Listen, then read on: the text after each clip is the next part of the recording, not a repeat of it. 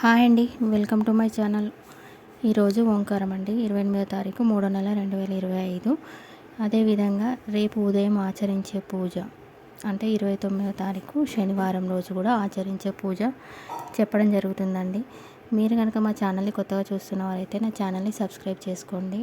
Video నచ్చితే like చేయడం మర్చిపోకండి. మనం వీడియోలోకి వెళ్దాం రండి. ఈరోజు ఉత్తరాయణం, శిశిర ఋతువు, పాల్గొన మాసం, కృష్ణపక్ష శుక్రవారం, చతుర్దశి విశేషమండి. ఈరోజు పూర్వభాద్ర నక్షత్రం కాబట్టి కుబేరుణ్ణి ఆరాధించాలి.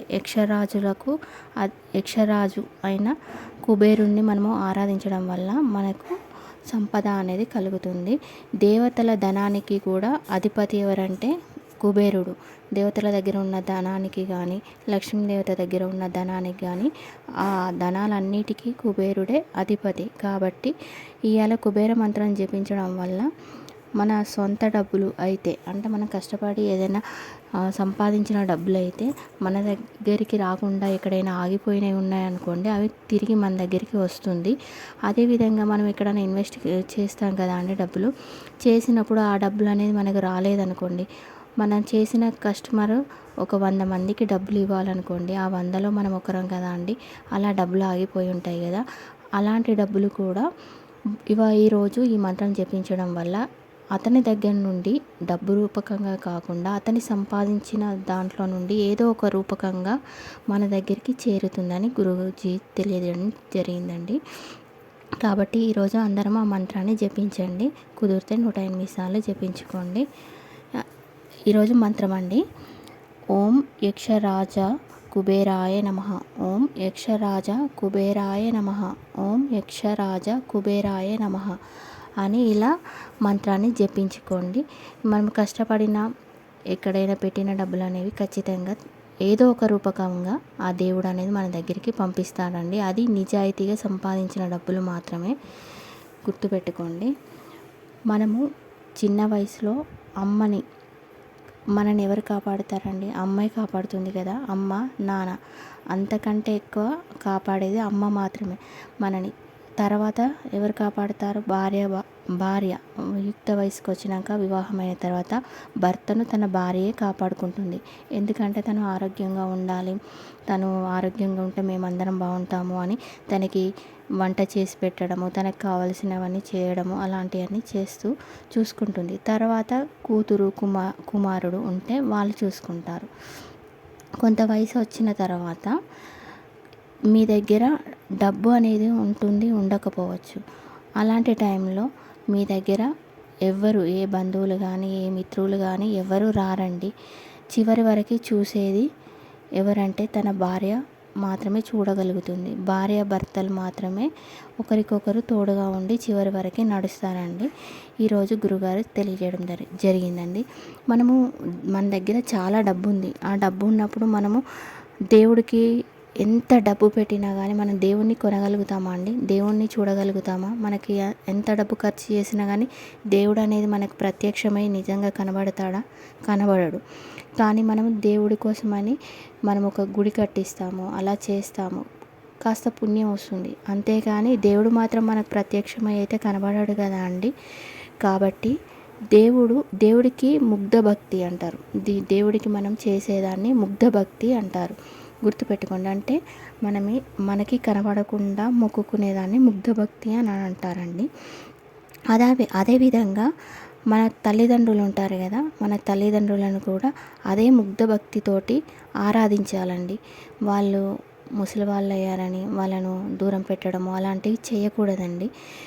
వాళ్ళని కూడా మనం ఎంత ముగ్ధ భక్తితోటి, అంటే మన లోపల భక్తిని ఉంచుకొని వాళ్ళను ఆరాధించుతామో అదే మనకి ఎంతో శ్రేయస్సును కలిగిస్తుందంట అండి.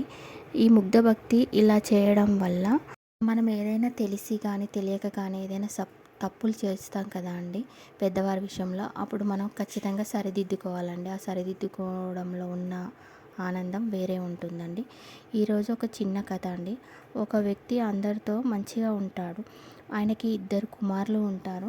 ఆ కుమారులను కూడా మంచిగా చదివించి మంచి ఉన్నత స్థాయిలో ఉంచుతాడు. తనకి సంపాదించిన డబ్బు అంతా దాన ధర్మాల రూపంలోనే ఖర్చు చేస్తారు. పేద విద్యార్థులకు దాన ధర్మం చేసి చదువుకు సహాయం కూడా చేస్తాడు.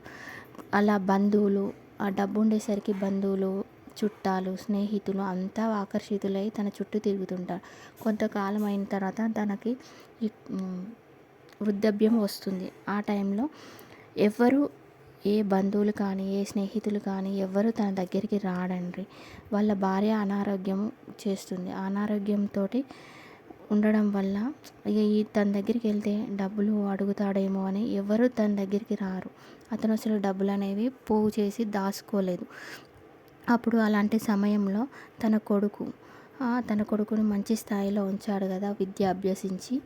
అప్పుడు ఆయనే వచ్చి వీళ్ళకి సహాయంగా ఉండి తన తల్లి ఆరోగ్యాన్ని సరిదిద్దుకుంటాడు. అలా మన కష్ట సమయంలో ఉన్నప్పుడు ఆర్థికంగా మనకి ఎవరు సహాయం చేయడానికి రారండి ముందుకు. ఏ స్నేహితులు కానీ, ఏ బంధువులు కానీ ఎవరు కూడా మన దగ్గరికి రావడం జరగదు. కాబట్టి మనము ఉన్న దాంట్లో ఇంత పోగు చేసుకొని ఉండాలండి. అలా తన భార్య అనారోగ్యంతో కూడా స్వర్గస్థురాలు అయిపోతుందండి. తన కుమారుడు ఎంత సేవ చేసినా కూడా తనకి సరిపోక తను స్వర్గస్థురాలు అవుతుంది. కాబట్టి మనం చేసే సహాయం కూడా మనకి కొంచెం అనేది మన దగ్గర అట్టి పెట్టుకొని ఇతరులకు సహాయం అనేది కూడా చేయాలి. అదేవిధంగా ఈరోజు సాంప్రదాయం అండి. మనం శనివారం రోజు నాడు వాటర్ అనేవి తక్కువగా తీసుకోవాలండి. చాలా తక్కువగా తీసుకోవాలి. అంటే మనం తాగే వాటర్ ఉంటాయి కదా అండి, అవి శనివారం నాడు మాత్రం బాగా తాగొద్దంట అండి. మిగతా రోజులలో బాగా వాటర్ తీసుకోవాలి.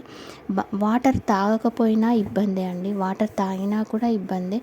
అధికంగా ఎక్కువ వాటర్ తాగినా దాంతో సమస్యలు వస్తాయంట అండి. మామూలుగా తాగినా కూడా మనకి జాయింట్ పెయిన్స్ అలా వచ్చి కీళ్ళ నొప్పులు అలా బాగా ఒళ్ళు నొప్పులు ఉంటాయంట కొద్దిగా వాటర్ తాగేవారికి. కాబట్టి మనం మన బాడీకి సమతుల్యంగా ఉండేలాగా వాటర్ని చూసి తీసుకోవాలంట. కానీ శనివారం రోజు మాత్రం కొంచెం మనం వాటర్ని తక్కువగా తీసుకోవాలంట అండి. అదేవిధంగా వారంలో 2 సార్లైనా స్వల్ప ఆహారం తీసుకోవాలంట మనం. ఎందుకంటే మన పుష్టిగా తినేస్తే మనము ఊబకాయము అలాంటి ఇంకా తదితర వ్యాధులతోటి ఇబ్బంది పడిపోతూ ఉంటారు. కాబట్టి మనం వారంలో ఒక 2 రోజులైనా స్వల్పాహారము సేవించాలంట అండి. లేదంటే కుదిరితే మనం ఫాస్టింగ్ రూపంలో అయినా ఉండాలంట అండి. అలా చేయడం వల్ల మన ఒంట్లో ఉన్న బ్యాడ్ బ్యాక్టీరియాస్ ఏమన్నా ఉంటాయి కదా అండి, విష పదార్థాలు అలాంటివన్నీ, అప్పుడు అవన్నీ కరిగిపోయి మన శరీరమే వాటిని తినేస్తుందంట. అంటే మన కడుపు నిండా సరిపడా ఆహారం తీసుకున్నప్పుడు ఆ ఆహారం సరిపడకపోయేసరికి మన శరీరము మన ఒంట్లో ఉండే క్రిమికీటకాలు, చెడు పదార్థాలు వాటిని ఆహారంగా భుజిస్తుందంట. అప్పుడు ఒళ్ళంతా శుభ్రం అయిపోతుందంట కడుపు. అంటే మనము కుదిరితే ఇలా వారానికి 2 రోజులైనా కొంచెం స్వల్పాహారం తినేలాగా చూసుకోండి అని ఈరోజు సాంప్రదాయంలో గురూజీ చెప్పడం జరిగిందండి. అదేవిధంగా రేపు ఉదయం ఆచరించే పూజ అండి. 29వ తారీఖు శనివారం రోజు ఉదయం ఖచ్చితంగా అందరూ ఆచరించవలసిన పూజ అండి. ఈ క్రోధినామ సంవత్సరం అనేది అయిపోతుంది కదా, ఇవాటితోటి లాస్ట్ అండి. కాబట్టి క్రోధినామ సంవత్సరం అయిపోతుంది.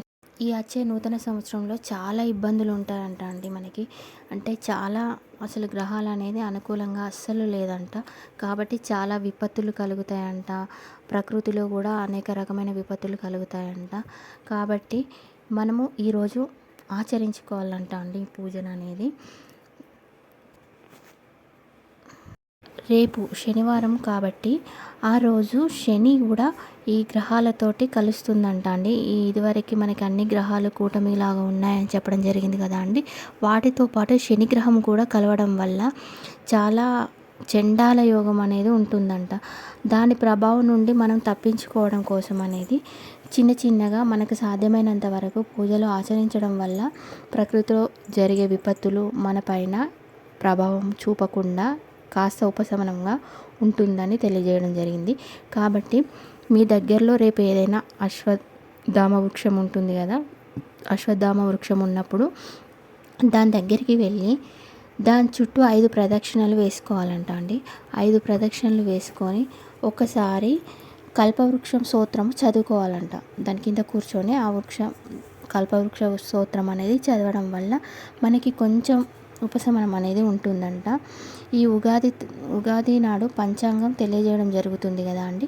ఆ ఉగాది రోజు గురుగారు చెప్పే పంచాంగంలో పంచవట వృక్షము ఏర్పాటు చేస్తారంట. అంటే 5 రకాల వృక్షాలను కలిపి ఒకే చోట పెట్టి పూజించడం జరుగుతుందంట. ఇలా పూజ చేస్తారు కాబట్టి ఆ రోజు మనకి కుదిరితే ఆ పూజని చూడండి అని చెప్పడం జరిగింది. అదేవిధంగా పంచాంగం కూడా తెలియజేయడం జరుగుతుంది. అందరూ కుదిరితే ఆ పూజని చూడండి. ఇలా ఈ రకంగా పూజను ఆచరించండి. ఇంకో 2 రకాల పూజలు కూడా చెప్పడం జరిగిందండి. ఒక నిమ్మ పండుని తీసుకొని ఒక గాజు గ్లాసులో వేసి ఉంచాలండి, నీరు పోసి. ఆ నిమ్మ పండుని వేసినప్పుడు అది పైకి తేలకుండా కింద వాటర్లో మునిగి ఉన్నంత వరకు అది ఇంట్లోనే ఉంచాలంట అండి. అది ఎప్పుడు నీళ్ళ పైకి తేలుతుందో దాన్ని తీసి పడవేయాలంట. ఇలా పడవేయడం వల్ల మన ఇంట్లో ఏమన్నా నెగిటివ్ ఎనర్జీ ఉన్నా కూడా అది అనేది పోతుందంట. కుదిరితే అది కూడా ఆచరించుకోండి. అదేవిధంగా ఇంకొకటి కూడా చెప్పడం జరిగిందండి. 3వది, లక్ష్మీ అమ్మవారి ముందు ఎర్రటి పుష్పాలు పెట్టాలంట అండి. రేపు పెట్టేసి అమ్మవారిని మంచిగా పూజించుకోవాలంట. పూజించిన తర్వాత బిల్వపత్రిలు మన దగ్గర ఉంటాయి కదా, ఆ బిల్వపత్రిలను అమ్మవారికి పెట్టేసి పూజ చేసుకొని అమ్మవారికి బాదం పాలని నైవేద్యంగా పెట్టాలి. ఆ బాదం పాలలో కుంకుమ పువ్వు కొంచెం వేసి ఆ పాలని నైవేద్యంగా పెట్టాలి. రేపు పెట్టిన తర్వాత మీకు లక్ష్మి ఏదైనా వస్తే చదువుకోండి. తర్వాత పూజానంతరము ఆ నైవేద్యాన్ని ఇంట్లో వాళ్ళందరూ సేవించాలంట అండి. ఇలా చేయడం వల్ల మనకి ప్రకృతిలో వచ్చే విపత్తులు మన మీద ప్రభావం చూపకుండా, ఆర్థిక ఇబ్బందులు కలగకుండా, ఈ సంవత్సరం చాలా ఆర్థిక ఇబ్బందులు కలుగుతాయండి విపత్తుల వల్ల. ఇలాంటి కలగకుండా లక్ష్మీ కటాక్షం మన పైన ఉండేలాగా ఉంటుందంట. కుదిరితే ఈ 3 పూజల్లో ఏదో ఒకటైనా ఆచరించుకోండి. అదేవిధంగా ఈరోజు సాయంత్రము యోగక్షేమం అండి. ఈరోజు ఆచరించవలసింది మన శత్రు బాధలు దూరమయ్యేందుకు ఈరోజు సాయంత్రం లక్ష్మీ నరసింహస్వామి కరావలంబ స్తోత్రాన్ని పారాయణం చేసుకోవాలి. సమీపంలో మీకు లక్ష్మీ నరసింహస్వామి దేవాలయం కనుక ఉంటే అక్కడికి వెళ్ళి దర్శించుకొని నెయ్యితో 2 దీపాలు వెలిగించి పూజించాలండి. ఆలయానికి వెళ్ళే వీలు లేనివారు ఇంట్లోనే మహావిష్ణువు ముందు నెయ్యితో 2 దీపాలు వెలిగించి కరావలంబ స్తోత్రాన్ని పారాయణం చేయాలి. లేదా ఓం లక్ష్మీ నరసింహాయ నమః అనే నామాన్ని జపించాలి. స్వామివారిని ఎర్రని పుష్పాలతో, నీలిరంగు పుష్పాలతో పూజించాలి. ఇలా చేయడం వల్ల శత్రువుల బాధలు దూరమవుతాయండి. కుదిరితే ఈ యోగక్షేమం అందరూ ఆచరించుకోండి. మీకు కనుక మా వీడియో నచ్చితే లైక్ చేయడం మాత్రం మర్చిపోకండి. కొత్త వారైతే నా ఛానల్ని సబ్స్క్రైబ్ చేసుకోండి. Thank you for watching.